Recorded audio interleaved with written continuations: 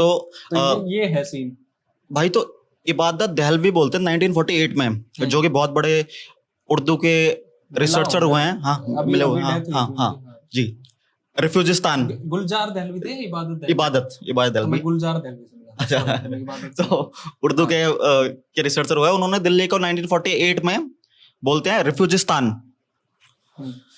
और वो किस लिए बोलते हैं कि पंडित नेहरू, हमारे पहले प्राइम मिनिस्टर, बोलते हैं कि ये मेरी नेशनल इमरजेंसी लेवल की प्रायोरिटी है, इन लोगों को बसाने की, ये मेरी जिम्मेदारी है।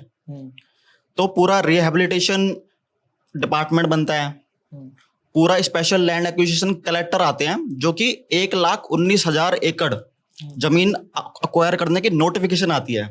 सरकार के पास कैपेसिटी नहीं थी इतनी अक्वायर करने की, अक्वायर कितनी हुई? 30,000 एकड़।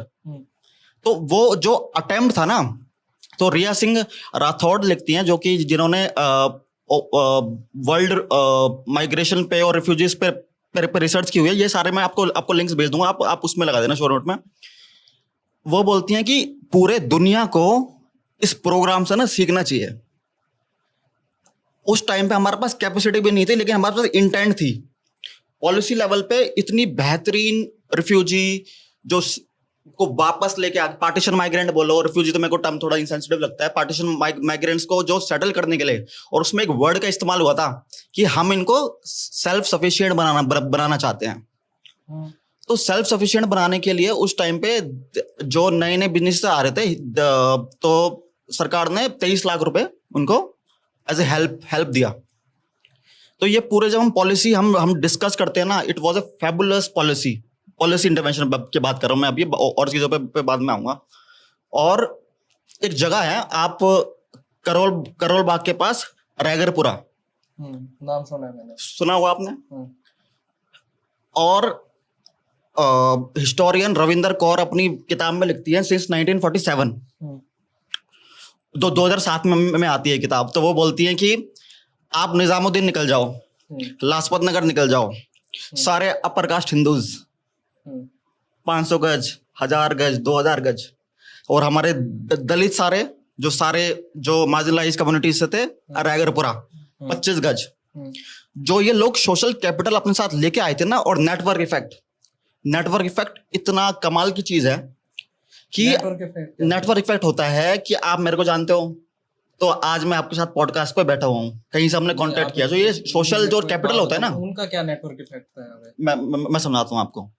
जो ये लोग सोशल कैपिटल लेके आए थे, चाहे सब कुछ गवा दिया, लेकिन जान पहचान थी, उसको हम सोशल कैपिटल बोलते हैं। तो आई थिंक वो इम्प्रोवाइज हुआ, एक तरह से इम्प्रोवाइज हुआ, नॉट डिमीनिंग एनी एफर्ट, लेकिन वो इस तरह से कन्वर्ट हुआ टुवर्ड्स हेयर, जो पे बोले जाते हैं। और क्यों एक भी आप इन निजामुद्दीन ईस्ट, राजेंद्र नगर, तिलक नगर, जितने भी नगर है, जितने भी ये हमारे स्वतंत्र सैलानियों के नाम पे ये नगरों के नाम पड़े हैं, it's all refugee settlement colony.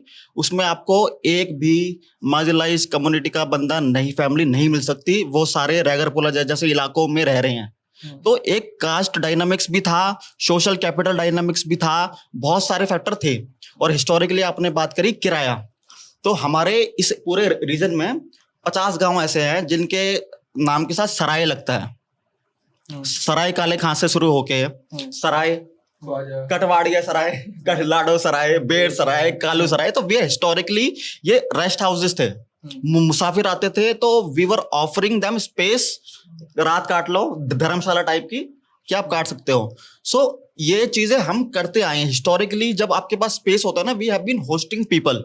और जब बाहर से माइग्रेंट्स आते हैं ना, बिहार से, तो ये डीडीए का फेलियर है, ये स्टेट का फेलियर है कि आपने उनको अफोर्डेबल हाउसिंग प्रोवाइड नहीं कराई। और डिमांड मीट सप्लाई, हमारे पास कुछ स्पेस था गांव में, तो हमने उन लोगों को अफोर्डेबल हाउसिंग प्रोवाइड कराया।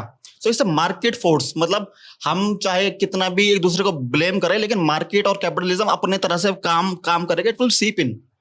ओके, या ठीक है भाई, इसमें क्योंकि बहुत ही इंपॉर्टेंट बात है, और ये क्योंकि ग्रैंड नैरेटिव भी है पूरी दिल्ली का, जब वो गाँव को देखते हैं भाई। एक तो मैं बार बार इस बात को बोलता हूँ, this is not a fight versus Delhi देहात, किसी के अगेंस्ट नहीं है। ये मराठा मूवमेंट नहीं है जहां हम कह रहे हैं कि हम बेहतर हैं या यहाँ के लोग बेहतर हैं या इंडिजिनस लोग बेहतर है। हम बस बता रहे हैं कि हमारा भी इस स्पेस में एक से है, हम भी स्टेक होल्डर्स हैं, और हिस्टोरिकली हमें स्टेक होल्डर नहीं माना गया, रिकॉग्नाइज नहीं किया गया एज अ स्टेक होल्डर किसी भी तरीके से। तो मैं तो एक स्टेक होल्डर के तौर पर बात कर रहा हूँ। तो भाई एक तो मैं ये नहीं कह रहा हूँ कि दिल्ली देहात वर्सेस माइग्रेंट्स हैं, कि हमारी उनसे कोई लड़ाई है, वो हमारे अपने लोग हैं, हम उनके लोग हैं। पर ये जो हम एक तरीके की कंपैरेटिव स्टडी कर रहे हैं कि जो 1947 में माइग्रेशन के टाइम वो लोग आए, उनकी 2025 में स्थिति देखिए कैसी है और आपकी देखिए स्थिति कितनी दयनीय है। मुझे लगता है यही बात अपने आप में बहुत कुछ बता रही है। विक्टिमोलॉजी जो विक्टिम्स की पढ़ाई है वो बताती है कि विक्टिम गलत नहीं होता है। लोगों ने कॉन्शियसली, ऐसा नहीं है किसी ने बोला कि जी मैं तो गांव में रह के खुद को चौधरी समझना चाहता हूँ, बिल्कुल भी नहीं है ऐसा।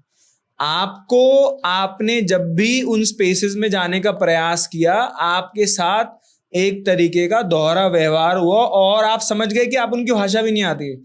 जब मेरे दादा परदादा, मतलब मेरे 360 गांव के मैं जब बोलता हूँ, जब अपना कंपनसेशन लेने गए तो उनको बोला गया जी अभी आज आपको अवार्ड नहीं हुआ, तो लोगों को 10 जनरेशन लग गई समझने में कि अवार्ड होता क्या है।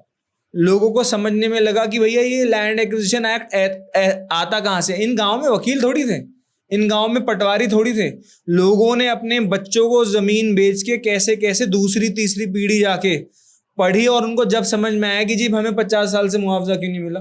या कॉलेज में जाके जब वो पहुंचे 1947 के बाद, बच्चे 1990 में जाके दिल्ली यूनिवर्सिटी पहुंचे। क्यों दिल्ली यूनिवर्सिटी जो इन्हीं गांव की जमीन पे बनी थी, उन्होंने जेएनयू जब ये पॉलिसी बना सकता है कि किसी एक आइसोलेटेड स्पेस का बच्चा, एक ट्राइबल एरिया का बच्चा जब यहाँ के पढ़ता है तो उसको एक तरीके के पॉलिसी इंटरवेंशन में आसानी मिलती है एडमिशन में। यहाँ के किस बच्चे को आसानी मिल गई? यहाँ पे ये जो जेएनयू जैसे कॉन्शियस स्पेस है, दिल्ली यूनिवर्सिटी जैसे कॉन्शियस स्पेस है, ये अम्बेडकर यूनिवर्सिटी तो बड़ी लेट में है, ये जामिया जैसा कॉन्शियस स्पेस है, ये तीनों यूनिवर्सिटी जो इन्हीं सारे गाँव पे बनी है, इनके प्रोफेसर जो अपने आप को बहुत बड़ा सोशल सेंसिटिव बोलते, तो उन्होंने एक बार क्यों नहीं पॉलिसी बनाई? या ये दिल्ली की विधानसभा में, भारत की पार्लियामेंट में डिस्कशन क्यों नहीं हुआ कि यार इन गाँवों के लोग थोड़े से उजड़े हैं, चलो गाँव के लिए ज्यादा नहीं है 1% रिजर्वेशन देते हैं, बच्चे जाते, बच्चे पढ़ते, और जब पढ़ते तो एजुकेशनली कॉन्शियस होते। ऐसा थोड़ी है कि यहाँ के बच्चों को पढ़ाई किताब छीन के फाड़ने की आदत है, और ऐसा थोड़ी है कि लोगों को इस पूरे प्रोसेस में कुछ मिल गया हो। मतलब जिसकी समझो 10 एकड़ जमीन गई और आज उसके पास 5 लाख रुपए किराया आ रहा है एक 10 बाय 12 की जमीन दुकान पे, या 20 बाय 25 की जमीन पे, उसके पास बचा है क्या टेक्निकली? ना वो माइग्रेट कर पाया कहीं दूसरे शहर में पढ़ाई करने के लिए, ना वो पढ़ाई कर पाया, ना उसके बच्चे सोशल मोबिलिटी में ऊपर बढ़े। तो मतलब मैं कह रहा हूँ कि ये पॉलिसी प्रॉब्लम है रेदर एन इंडिविजुअल प्रॉब्लम। यहाँ के गांव के लोगों ने चूज नहीं किया ये बैकवर्डनेस। और इसमें भाई जो कह रहा है, इसमें मेरा पर्सनल मानना है कास्ट का बहुत बड़ा रोल है। आपको जब इन यूनिवर्सिटीज में जब आप गए तो आपके साथ एक तरीके का दोहरापन हुआ। हम नहीं थे बंगाल से, ईस्ट बंगाल से आए लोग जिन्होंने लिटरेचर पढ़ लिया था 1857 में। हम तो 1857 में लठ बजा रहे थे तो अंग्रेज हमें मार रहे थे, हम अंग्रेजों से बचते हुए डोल रहे थे। कोई इस पे डिस्कशन नहीं है कि जी आपने क्या करा आजादी के लिए। रविंद्रनाथ टैगोर जी को एक तरीके का अवार्ड मिल गया। 1857 की बात तो आज हम करने लगे हैं 2025 में। तो हमारे बड़े बूढ़ों का क्या कंट्रीब्यूशन है आजादी में, ये भी हम आज, हमारी जो मतलब चौथी पांचवी जनरेशन है जो किसी तरीके से कैसे कैसे रोड मरोड़ के दिल्ली यूनिवर्सिटी पहुंच के जिन्होंने ग्रेजुएशन कर ली, फिर पोस्ट ग्रेजुएशन कर ली, तो अब हम समझ पाए कि सच में पढ़ाई क्या है। तो हमारी पढ़ाई के अगेंस्ट, माइग्रेशन के अगेंस्ट कोई लड़ाई नहीं है। हम तो, हमारी कॉन्शियस आज डेवलप हुई है तो हम खुद को स्टेक होल्डर बनाने की बात कर रहे हैं और कुछ भी नहीं। Very good.